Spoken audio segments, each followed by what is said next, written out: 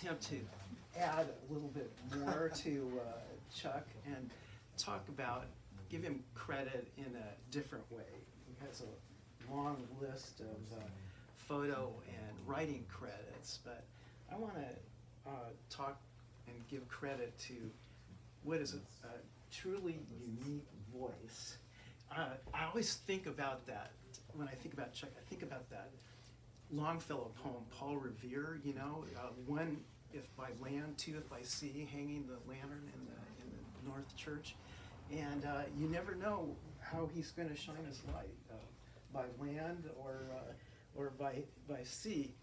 And tonight's a night where he's going to be concentrating on the sea aspect, his point of view from the kayak, and he's going to give us a really special point of view of the Channel Islands. But I wanted to go over his land cred because it's really extensive too.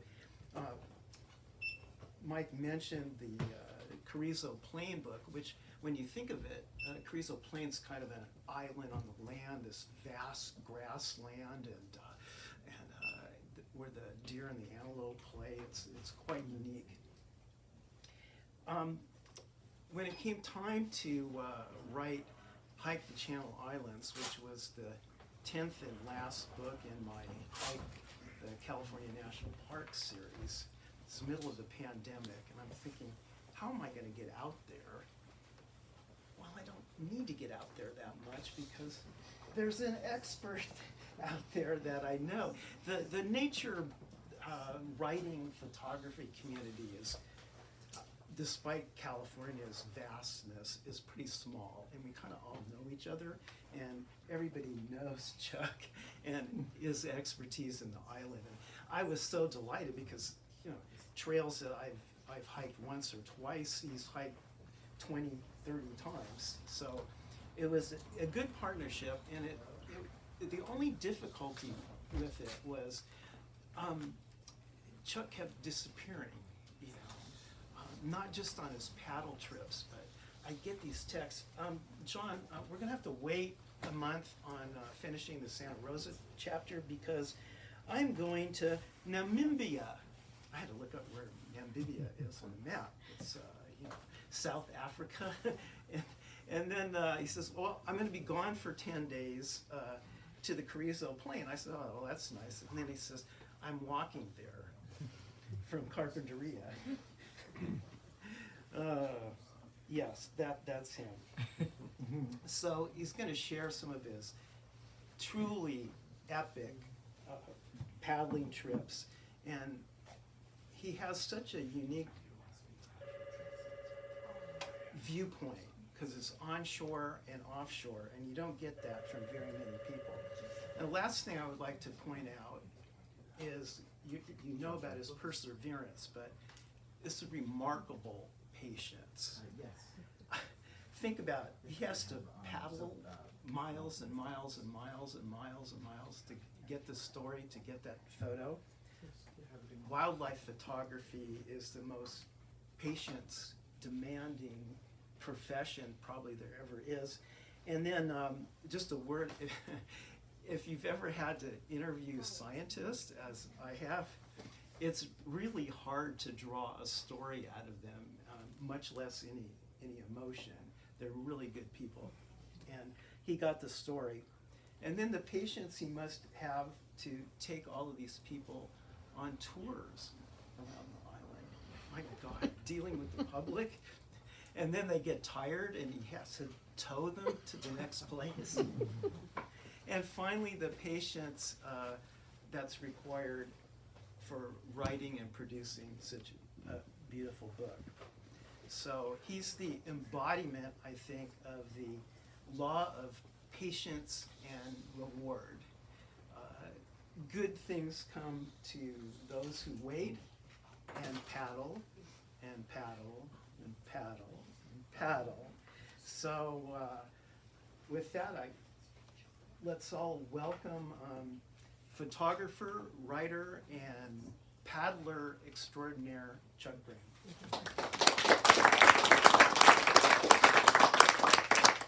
Well, thank you for coming, everybody. I can't remember the first time I camped on the islands. It was actually out on San Miguel Island, and that was in the mid-90s, and I think it was on an Island Packer boat that got me there. I had good timing. When I hoofed all my stuff up to the campground, there was Tim Coonan, who's now retired terrestrial biologist for the park. He was the expert on island foxes. He still is an expert. Kate Faulkner, who wrote the foreword to the book, she was there as well. And at the time, they were not sure what was going on with the foxes. They were disappearing rapidly, and they were trying to figure out what was going on. And I was nobody. They didn't know me, and but I wanted to photograph the islands, and that's why I was there. And they just happened to be there, and they were trapping a fox. They had a fox, and they were putting a collar around his neck, to track it. And as I was passing through, they said, if you want to stick around, you can. I remember there was a writer or a photographer there from the LA Times, and then I don't remember too many other folks. It was really very intimate. And from that point on, I started really focusing on the islands and all the conservation efforts out there to bring the islands back to a natural balance. So Tim and Kate, they've been terrific throughout. They've always given me a lot of access and answered all my questions. And Kate especially, writing the foreword to the book, she was also very instrumental in making sure all my facts were straight. And there was a lot of dates and little details that I really wasn't aware of. And so really the book wouldn't have happened without her. There's also another, it's probably my favorite chapter in the book. It's on the recovery of the bald eagles out there, and I really didn't have any good shots of bald eagles out there. I had shots of biologists in the nests and biologists working with bald eagles, putting on their transmitters and tagging them and things like that. But it really wasn't until February 2021. It was right in the middle of the pandemic. The new pier out at Scorpion Anchorage on Santa Cruz Island was just finished. And so we were going back to work. And immediately we started seeing this adult male bald eagle. And he had 2 blue wing tags on the shoulders, and they say 03. And so I felt like it was a sign that I was going to get these opportunities to photograph 03, who's also, if you read the book, his name is Theus. And so I started photographing him, and there was a couple other juveniles hanging around, and a lot of the shots are from the kayak, just like a lot of the book is. And the biologist told me that the birds will stick around. They're not afraid as long as you're below them. But I needed some stuff from above, and they loved perching on the cliffs. And so I was figuring out Theus's favorite places to perch. So he has about 5 or 6 really good hot spots that he likes. And so I would get in position before he would arrive. Sometimes he would already be there, and I would just slide over the edge of the cliff and then get shots of him. And then his mate started showing up. They haven't had a successful nest yet. They just started showing some activity as far as building a nest, but all of a sudden they were together. And the females, if you see a female bald eagle next to a male bald eagle, they're about 25% bigger or more than the male. So it was very obvious which one was a female. And of course, 03, he had the tags on his shoulders. But I started getting some great stuff with them from the kayak and from the cliff tops. And that's when I knew I had the book that I needed in place. So a lot of the paddling I've done out there is a lot of solo stuff. It's hard to find people to go at the last minute. Weather's always an issue. Maybe a lot of my friends aren't as flexible as I am, and then there's times where, well, I'm going and it's going to be awful, but gotta go. So if you want to come along, you can, but you're going to have to endure a little bit of the elements out there. So there's that, and there's a lot of that.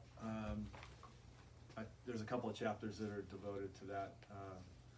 You know, there's one chapter paddling from Santa Cruz Island to Santa Barbara Island. That's the last chapter in the book. That's about that ended up being about a 50-mile nightmare. It worked out in the end, but there's that chapter, and then there's another one that's called New York, and I had stepkids living in New York, and at the time, and I'm not a city person, so in 4 days of it, I was over it, and I needed to put myself somewhere where I could feel whole again.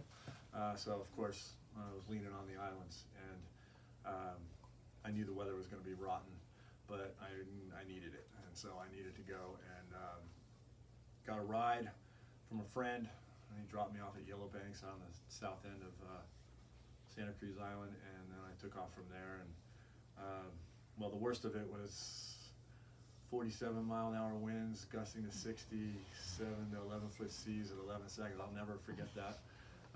The weather report was right on, and it was a mission. I remember getting tossed from the kayak out between Santa Rosa and Santa Cruz Islands at least 10 times, and having to swim after my boat, and my paddle was tethered to my boat, so it was just me swimming to the boat, getting back in, continuing on, looking over my shoulder for the next big roller to sweep me off my kayak again.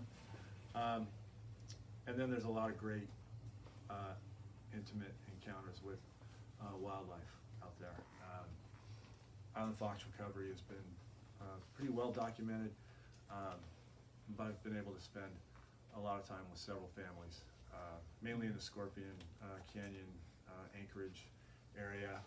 A lot of sweet moments, but my favorite fox thus far was at Prisoners Harbor during the pandemic, and during the pier being built at Scorpion, we were moved up to Prisoners Harbor to work there for a year, and there was a family of foxes, and one of the pups was a runt, and he was not able to keep up with his mother and his sibling.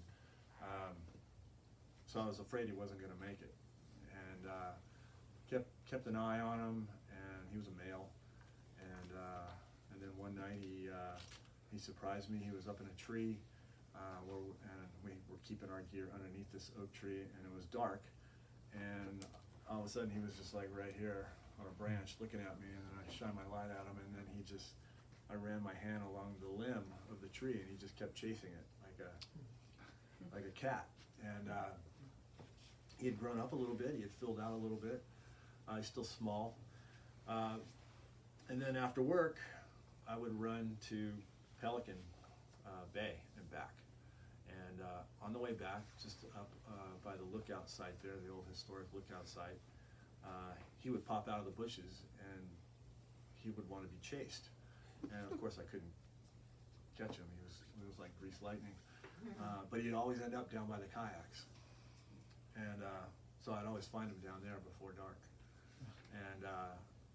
and then he wanted to play. He'd want to, dart at me and then run away, and he would play with kelp or whatever was available. And then one night he showed up, early in the morning, and he showed up with a mouse, and he placed it at the door of my tent. And I was like, wow, this is amazing. So I was reaching over for my camera, and just when I grabbed the camera, he grabbed the mouse and he took off, and he went back to the kayak. And so I followed him over there, and then he started playing with the mouse in front of me. I was just sitting there, and he was flipping it in the air and rubbing all over it. And that went on for, 20 minutes or so, and then he finally, he ate the mouse. It was a lot of fun. That went on for like 6 months with that guy. So there's a lot of stories like that inside the book. There's a lot of surprises, as well. And I always tell people when I'm paddling out there that kayaking is the best way to enjoy the islands or experience the islands, because there's just so many places you can't get to on foot. And even in a boat, it's not good enough. You need a kayak to get into all those little nooks and crannies out there. And so I will say it's never enough. I'll always keep paddling islands. The book is not enough. It's just a record of my trips as they coincide with conservation and my observations from the kayak as all that hard work was being done. And there's still a lot of stuff going on out there that needs to be done, and most of it has to do with vegetation, non-native vegetation. But it's pretty amazing, having been there in the 90s, paddling and looking at the island, especially Santa Cruz, where it was so denuded by so many thousands of sheep and feral pigs, and then seeing it now, and it's pretty incredible what can happen when you remove stressors like that and then letting the island kind of heal on its own, because a lot of things would just heal on their own, especially a lot of the vegetation. I just actually was at a media event down at the park, and it was a bit of a celebration where 2 endangered plants just came off the endangered species list, and there were 2 plants I didn't even know about. One of them only comes out of the ground a little bit during the year, and it's in a very specific spot on Santa Cruz Island. And then the other one is called the island bedstraw. It had been relegated to the cliffs because all the ranch animals had eaten it away, but they can't get to it on the cliffs, so the bedstraw hung in there. And now that all those animals are gone, the biologists are watching the bedstraw come back over the cliffs and starting to reestablish itself on some of the marine terraces on Santa Cruz Island. So those are great stories. There's still a lot of work to be done, but I hope when you read my book, when you look at the pictures, you will appreciate how conservation can work if it's allowed to work. The islands are different in that way because there's no infrastructure out there. We're not talking about Catalina Island here. We're talking about old ranch buildings that are out there, and that's it. And so there's not there's not that impact that there is on some of the other islands. Yeah, You wanna go through it? You can just start running through Okay. it. Yeah. You wanna just do a So little that- narration? Yeah, so that first one, you can go back one, go back to the start. That first one is me at home. So lately when I paddle out to the islands or back, I start at home where I live in Carpinteria. That's the beach I lifeguard at. And the last paddle I did across the channel was about a year ago, last March. So about a year and a half ago. Great. And it took about 6.5 hours. It was actually the most boring paddle I've done out there. I didn't see anything, no whales, no dolphins, no seals, sea lions, nothing. But I wasn't complaining about the conditions, they were stellar. Anyway, you can move forward. And that's a crossing, I can't remember which one. But that's Santa Cruz Island. And that's kind of, I always keep a dry bag in my lap. My dry bag always has my camera gear in my lap, so I usually keep a couple lenses, a couple of cameras, and a pair of binoculars, some food, and that's about it until I get across. Go ahead. That's a shot of Point Bennett. That's actually a little cove called Adams Cove in there, and that's one of my favorite. That's my favorite island, but it's one of my favorite places on that island. Those are some northern fur seals in the foreground, and the beach that you see out there, that's the largest congregation of seals and sea lions in the world. So there's anywhere from 30 to 50,000 animals out there throughout the year. Great. Yeah. That's the workplace. That's Potato Harbor, and that's one of the prettiest harbors out there, I'd say, throughout the whole chain. And that was a perfect day out there for those folks. All the kayaks down there were people in boats that I was leading on a trip out there. It's about a 5-hour trip that we do with folks, and we have lunch out there, and then we paddle back to Scorpion. Oh, don't know if you can see one that well. Some of you that work out of hours might notice that. Those are my shorts. I joke that they can stand on their own out there, especially on dry, windy days, and it gets really salt encrusted, and because we don't have a laundry service out there, they kind of just stand on their own.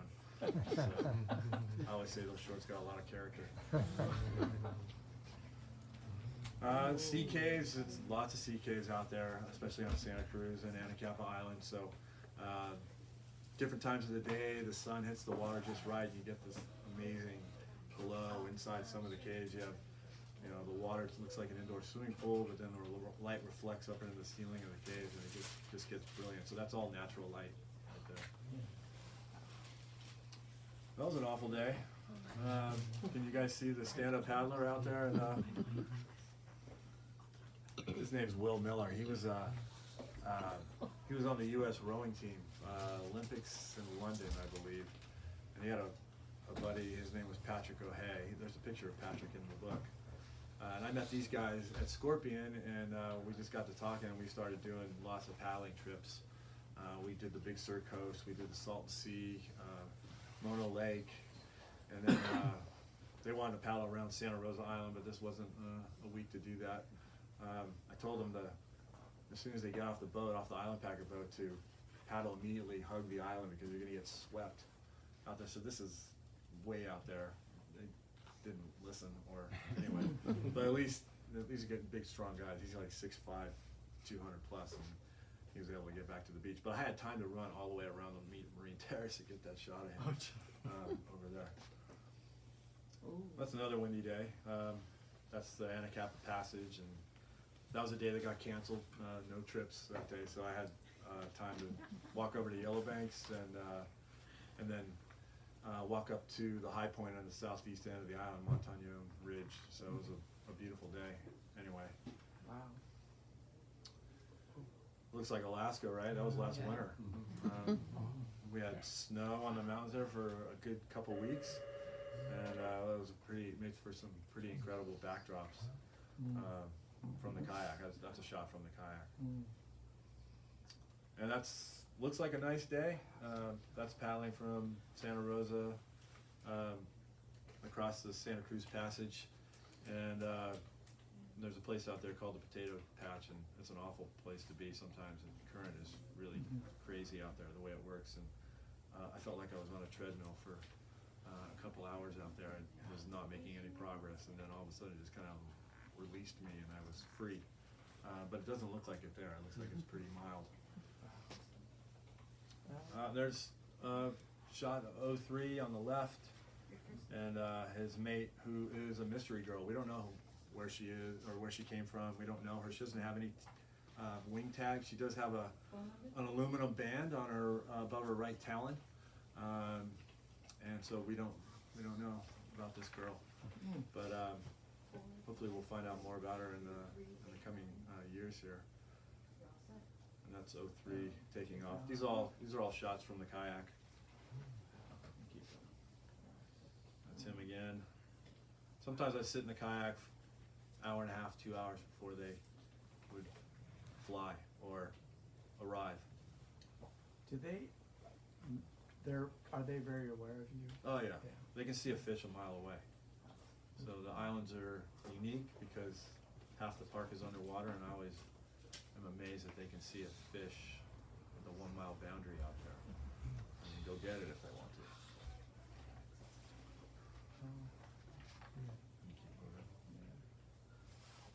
It is impressive though. One of my favorite experiences with him was I was standing on a cliff in Scorpion Rock, which is also a chapter in the book.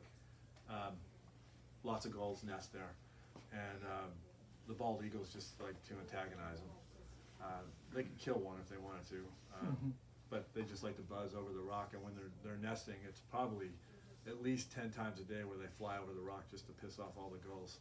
And so one day I was watching him, and he flew over the rock, and all the gulls started chasing after him, and flew about 50 yards off the rock, and he nabbed a fish on the fly, and he flipped the fish behind him, and all the gulls went after the fish. And then he went about another 50 yards further and nabbed another fish, and he took it to the cliff. to feed, and I was like, okay, he's got things figured out. Yeah. That's pretty good. That's, That's the cover of the book. That's the chapter. That's the Scorpion Rock chapter. That was I look for stuff when I'm paddling. So the flowers were amazing. Those seaside daisies, and then I had some of the guides paddle in the middle there of the frame, and I just wanted Scorpion Rock. But then when all the pelicans flew in, that's what made the photo. You know, it doesn't always have to be wildflowers out there, but the wildflowers definitely help. Those are giant coreopsis at sunrise over Scorpion Rock. That's a very shy seabird. We don't see them out during the day. I took this from the kayak while paddling across the channel. These are Cassin's auklets, and they were one of the birds that were in a lot of trouble just because their nesting sites, basically habitat loss due to non-native vegetation on some of these more prominent offshore rock outcroppings. So, very important seabird site are the islands, and so making sure those habitats are free of non-native stuff is important for their survival. But they're little tiny things, look like little miniature penguins, but they're hard to find on the water. So I was very lucky. That's one of their chicks. It's a little fuzzball. You can see how big they are. They're not big. That's another seabird, a nocturnal bird. That's an ashy storm petrel, and that's also on Scorpion Rock. So that's in June. Every June, July, the biologists, they sleep out there. Well, they don't really sleep. They sit out there on the rock, and Scorpion Rock is completely covered with seabird guano. So they basically are sitting in it, and then they put up what it looks like a glorified badminton net, and they play the bird song of this bird, and it sounds like from afar, it sounds like there's some sort of rock concert going on out there on Scorpion Rock. So they allow me to paddle out there in the middle of the night, and then I can photograph them working. But the birds fly into the net. They're attracted by the bird song, and then the biologists go over and they gently detach the bird from the net. And then they sex the bird, they put a little band on their legs, they do they measure their beaks, their wingspans, and then they let them go. And then they keep track of that bird. That's a bird we see during the day. Pigeon guillemots, they arrive late March, and they stay till late July, early August, and then they're back out on the water. But they're beautiful little birds, real strong, shrill, and this is two kind of doing a little breeding or mating ritual right up there in the rocks. A lot of these birds, they just nest in the cliffs. They don't really build a nest. They just find a little depression. They scooch out a little spot, and then that's where they have their eggs. There's another bird we see all the time, the black oyster catcher, and I don't know if you can see that. There's a chick in the foreground there, and their chicks, when they're born, they're the exact same color as the rock, and that's their defense. That's how they hide from ravens and gulls, and especially peregrine falcons out there. So their color is their defense, and if they don't move, they're really hard to see. That was another awful day. There's an island out there in the background. You see it? That's San Miguel Island. I think that shot's in the book. I was thinking about going across from Santa Rosa to there, but that was the next day was the day where it was blowing 47 and gusting to 60, so I thought, well, maybe I better not go. And so I turned around and just kept paddling around Santa Rosa. And that's a super nice day out of San Miguel. That's Prince Island in the background. It's a super important seabird site out there. And that's just at dawn and getting the boys together. I think one of them is here. Sean is in the background there. And so when I'm out there, I work as a volunteer ranger, so I'm always looking for small weather windows so we can paddle around the islands. It's about 27 coastal miles. It's about 20 miles of paddling to do in a day. And these are pictures of my favorite island. It looks like springtime out there. That's actually in October. So the islands, they experience a lot of fog drip out there. That's actually the largest water input at at the islands, it's not rain, it's fog drift. And so you get these flowers like this buckwheat that they bloom, stay blooming, or they bloom 2 or 3 times during the year, depending on how much fog drift there is. And this is one of those stories, and these are common mirrors, and they were missing from the islands for about 100 years, and then in 2011 they returned on their own. So there was a lot of egg collecting going on out there at the islands during the ranching era, and even before that. And so it was pretty incredible finding out that they had returned. And where they nest is on the northwest tip of Prince Island, but this past year, after doing aerial surveys, some of the seabird biologists said they were nesting also at Harris Point, which is actually on San Miguel Island to the northwest. And so when I do a paddle out there, I try to have some goals photographically, what I want to shoot. And I wanted to get these guys. And so I didn't think they were going to be nesting where they were. It's like right into the wind and in all the weather and everything. And it was kind of a scary place to photograph, but I was able to get some stuff. But it was very stressful. So you mentioned goals, and I'm wondering, so you set out to photograph certain things, or do you actually let the nature come to Well, you? there's both. Yeah, there's goals, and then there's happenstance. You know, things just pop up, and hopefully you're ready for them when they happen. That's another shot, paddling around San Miguel Island. That's actually Castle Rock. That's a nice day. It's easier when it's nice and sunny like that, but there's some days when it's foggy and gray and it's super spooky out there. There's a lot of big fish out there. Yeah.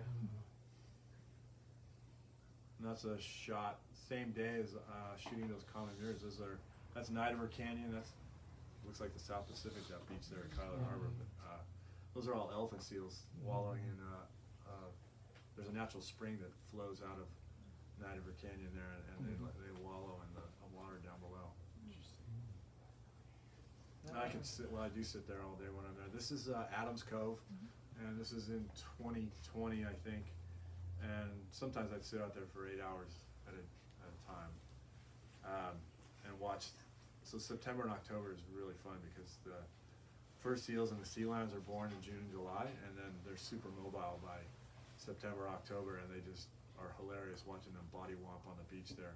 They just get smacked and then swept up the berm, and they disturb all this animals sitting on the beach, and they're like little kids, and then they run back out there and they do it again. It's just so much fun. And it's fun to photograph. And this is looking at that beach from the water. This is from my kayak, and those are a bunch of fur seal pups, and they're doing something called jugging. So fur seals, sea lions, they can warm themselves on the water. They have lots of veins in the tips of their flippers, so when they get cool, they just stick their flippers out of the water and warm themselves. So the fur seals do this thing. It almost looks like something in a ballet where they just bring the tail flipper and their pectoral flipper together, and it looks like a jug handle. Hence they call it jugging. And there's a lot of kumbaya moments out there. That's a sea lion on the right giving a kiss to a fur seal pup. They're hilarious. The fur seals look like little Yodas with their ears. And that's 2 fur seal pups waiting for mom to come feed them. The mothers feed them, they nurse them, and then they'll leave their pups for a week to fend for themselves on the beach. So there's a lot of yapping going on the beach. They sound like lambs or goats calling out for their mothers, because every time one comes on the beach, a lot of them think it's their mother, but it's not.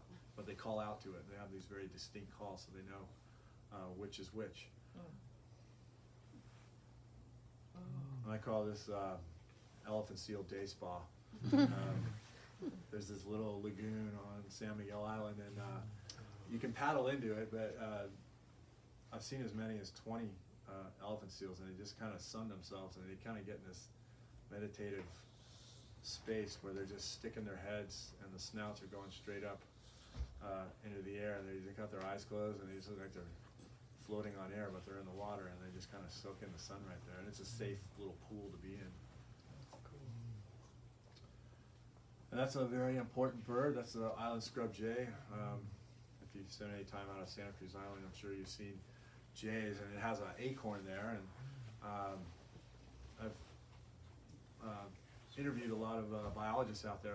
Several of them are from the Smithsonian, and they're the ones doing all the studying on the jays out there, and they call them eco-engineers.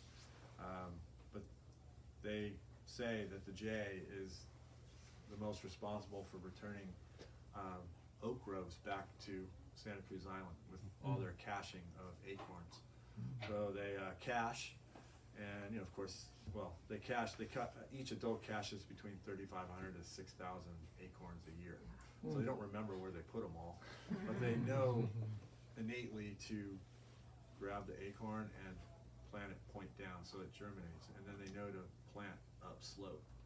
So when you get all that fog drip, it all works out. You have oak samplings on the high ridges, and then the water just works its way down through the ecosystem. So this is a very unique shot, and the only reason why I know that is because when I sent it to the Smithsonian guys, they said that's the best example they've ever seen of a jay preying on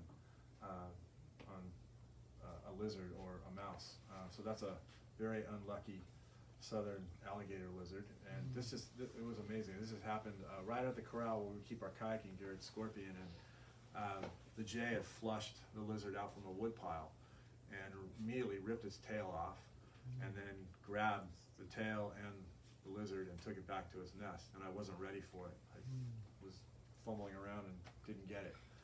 A week later, the exact same thing happened, and I was ready. And I just happened to be there. So, yeah. Great shot. And that's, Is that your friend? yeah, no, that's not him. But some of them have that look like they're up to no good. That one definitely has that look. I've lost a lot of pairs of socks. Or shoes, find my shoes in the creek, or there's one sandal missing. But yeah, they're a lot of fun. Sometimes they are frustrating too, but can't seem to get enough of them. And they mate for life. They're monogamous, and they have about a 6-year lifespan. And there's about 2,900 of them on the island now, on Santa Cruz alone. I remember the days where you wouldn't see any foxes. You'd see more pigs than foxes. So, an amazing recovery story. And that's the swiftest recovery of a terrestrial mammal in the history of the Endangered Species Act. So they came off the list in 2016. But it was pretty incredible how the biologists captive bred and avoided inbreeding, and now island fox business is booming out there. Those are 2 pups from 2019. And those are 2 pups from 2021. I called them the corral pups. There's my favorite fox. I don't know if you can see the mouse flying in the air at the top of the frame. He's giving it a ride before he devoured it. Wait to show me. And they're really good tree climbers. So at Scorpion, we have old, historic, I call them historic, old fig trees in a couple of spots. And they're great. They're good figs. I eat them all the time when they're ripe. And they love them too. And so do all the birds and the skunks. So we have to compete with each other for the best figs. But they're incredible how they're so nimble, and they use their tail kind of like a rudder to maneuver in those very narrow limbs. An island fox weighs about 4 pounds, and they have semi-retractable claws, so they're super adept in the trees. That's another one in the fig tree trying to make a decision. And there's one at night. That was this past fall. But you can see them go up the trees. Those are 2 siblings. Sometimes they get really rambunctious and play, and they rip up and down the trees like a cat. And it's really fun to photograph. So this is one of it answers some questions, this shot and the following and the shots that follow.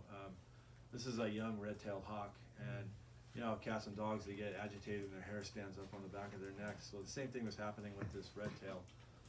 His feathers were standing up on the back of his neck, and I couldn't see what was going on. I could just see the hawk, and it had its back to me, but it had something. And so it had a Highland spotted skunk. They killed it and gutted it, and but that's what the foxes wanted. They wanted the skunk. And so they were diving in at the hawk, hoping it would let it go, and the hawk finally got disinterested and fled, and the foxes moved in and they grabbed the carcass of the skunk.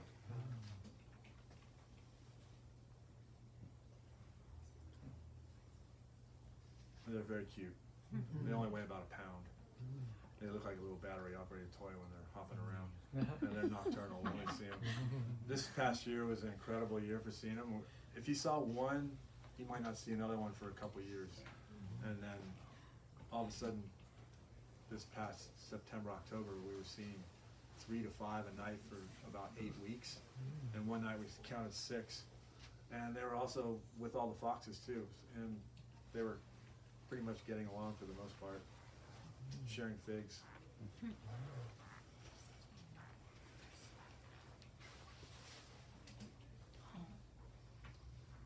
That's my kayak, and that's out at East Point on Santa Rosa Island, looking back towards Santa Cruz. That was a nice day.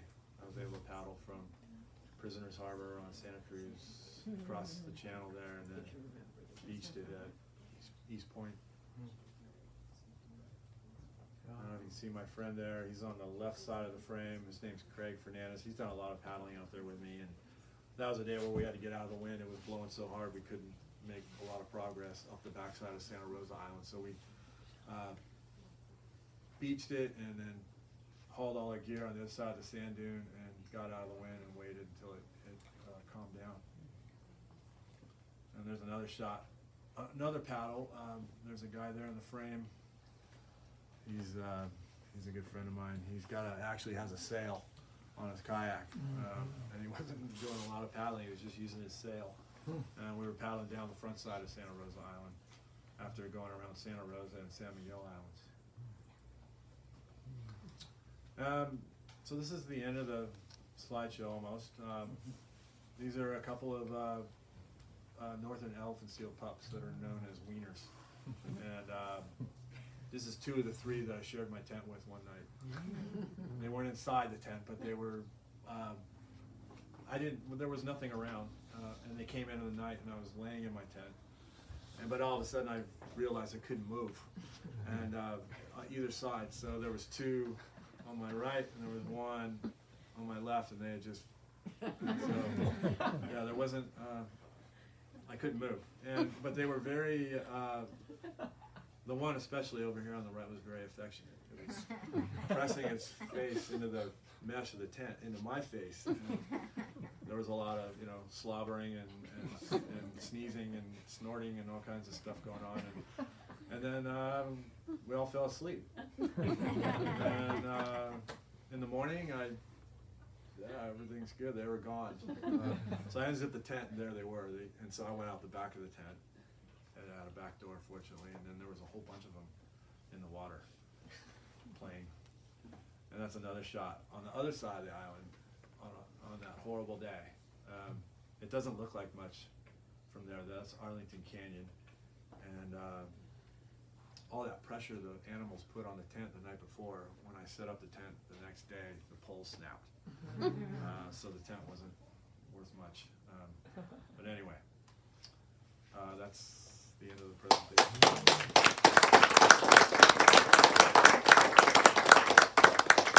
We have some questions for Chuck. I've never heard of red tails. It was on Santa Cruz with the skunk. Yeah. Wow, my daughter, I go there a lot, but she tell the story. She had a skunk on her lap one time. I can believe that. But because I know the Goldens, they monitor to keep those off the island because that's what the Sure. foxes. But I've never heard of a red tail. Was that unusual, or was that a? No, I don't think so. That red tail we were seeing catch a lot of stuff: mice, snakes, lizards, and then one day we saw it with a fox that a fox that had died and that it had scavenged. Wow. And then, I remember that was a fall day, and that happened right at the lower part of the lower campground, so site number 2, that's where it was. And I was blown away when I saw the skunk. I've never seen that. So you love being outdoors. Do you write outdoors, or where do you do your writing? What's your process? I do, for a long time, when we didn't have any Wi-Fi or anything out there, I just always had a notepad with me. But now we have Wi-Fi out there. And then the notes in your phone, I use that all the time now. Yeah, sometimes I can just crank out a story on the notes, cut, paste, With your Word thumbs? document, yeah. And then do it from there. So yeah, so that's helpful. It wasn't always that way, I always had to have a notebook or something. Do you wear a leash on your kayak in the middle of the channel? No. People don't I- do that, or? No, the kayak's pretty weighted down with gear, but I always leash the paddle to the kayak. If you're out of the boat and you have a hold of the paddle and you're trying to swim, it doesn't work.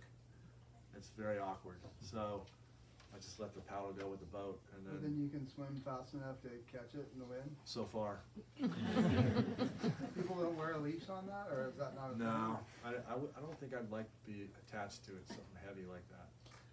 No, no. Alright. You dedicated this book to your father, Mm-hmm. and I think we talked a little bit about the father's influence and letting you be you, as you say.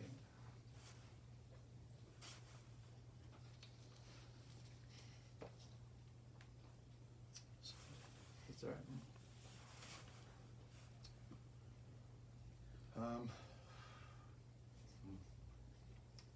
He's a great guy.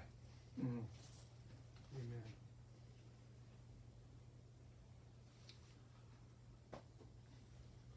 Well, you helped develop a great son. You did a lot of great, Thanks. done a lot of great work. Well, I wouldn't have what I have without him. Mm. And a lot of that you don't know when you're a little kid. Yeah. He moved us down to the beach in Carpinteria in '75, and that was like I don't know, it was like a dream, a playground, and he just let me be. And after I finished school, he was a stockbroker, a very successful stockbroker, and he became the Pacific Regional Manager for Payne Weber. I can't remember when, but anyway, he was in charge of, or he managed 30 offices from Alaska to Arizona. And so when I finished school, he's like, you don't have to leave, you can stay and you can travel and do what you want. And I had a studio over the garage and it overlooked the marsh, and I was like, okay. But he never, you know, he when I finished school, he said, you know, if you want to be a stockbroker, I can set you up. And I was just like looking at him, I was like, there's no way I'm putting a suit and a tie on at 4 a.m. every day like you and doing what you do. I said, I totally respect everything you do, you know. And as a little kid, I had to go to school. He sent me to a Catholic school, so I would have to go to work with him in the morning until I was old enough to drive. And so I got a very good first-hand experience as to how he handled people.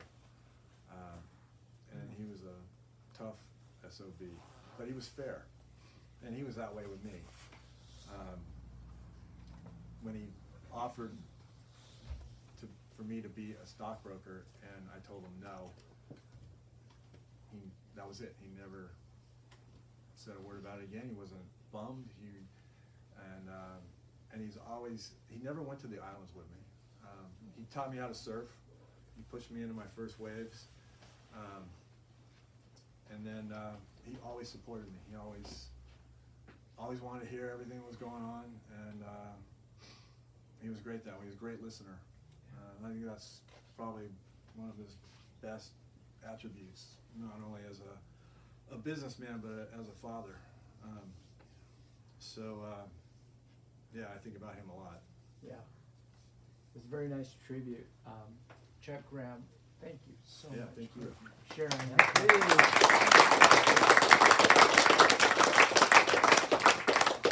Would you like to sign some more books? Sure, if anybody. Come on up here. Here, let me-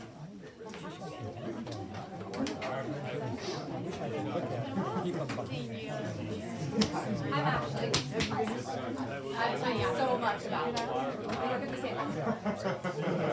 Yeah, yeah, so I'm like, I'm gonna go Sarah and her Monday. See if I can tell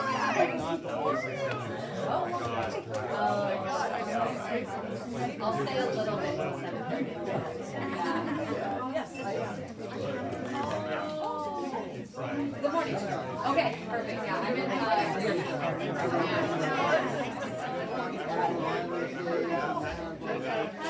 yeah. We were just you guys are married, right?